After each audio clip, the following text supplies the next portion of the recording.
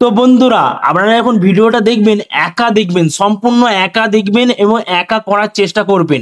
আজকে আপনাদের সাথে একটি এমন ধরনের ম্যাজিক অ্যাপ্লিকেশন শেয়ার করব না, সেই অ্যাপ্লিকেশনের মাধ্যমে কিন্তু আপনারা কিন্তু অনেক কিছুই করতে পারবেন। এক ক্লিকে কিন্তু ম্যাজিকও হবে।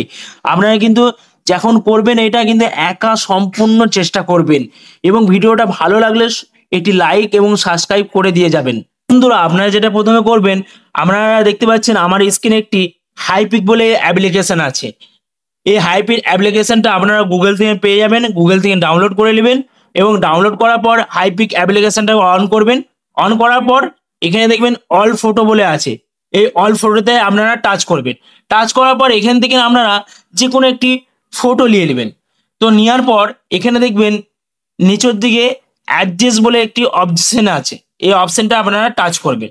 টাচ করার পর এখানে দেখবেন কিপ বলে একটি অপশন আছে, এটাতে আপনারা টাচ করবেন। টাচ করার পর এখানে দেখবেন এআই বলে একটি অপশন আছে, এটাতে আপনারা টাচ করবেন। টাচ করার পর এখানে কিন্তু আপনাদেরকে পুরোটাকে অ্যাডজাস্ট করে এই কোণের দিকে নিয়ে চলে আসতে হবে। আসার পর আপনারা এখানে এই ফটোটাকে জেনারেট করে দিলেই একটি কিন্তু ম্যাজিক হবে। দেখুন ম্যাজিকটা কি হচ্ছে। তো দেখুন এখানে একটু টাইম নেবে, এখানে একটু ওয়েট করতে হবে আমাদেরকে।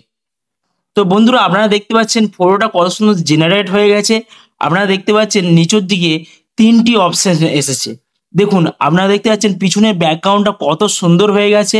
আপনারা চাইলে যে কোনো একটি ব্যাকগ্রাউন্ড সিলেক্ট করে আপনারা কিন্তু এখানে অ্যাড করে নিতে পারেন। তো নিচের দিকে যে অ্যাড অপশনটা আছে, এই অ্যাড অপশনটা টিপলে অ্যাড হয়ে যাবে এবং এটা এখানে এখানে যে রাইট চিহ্নটা আছে, এই রাইট চিহ্নটা করলে কিন্তু আপনাদের এটা কিন্তু সিলেক্ট হয়ে যাবে। এবং দেখুন প্রথমে যে ফটোটা ছিল নর্মাল এই ধরনের ফটো ছিল, কিন্তু যেটা আমি জেনারেট করার পর দেখুন কত সুন্দর একটি পিছনে ব্যাকগ্রাউন্ডটা হয়ে গেল।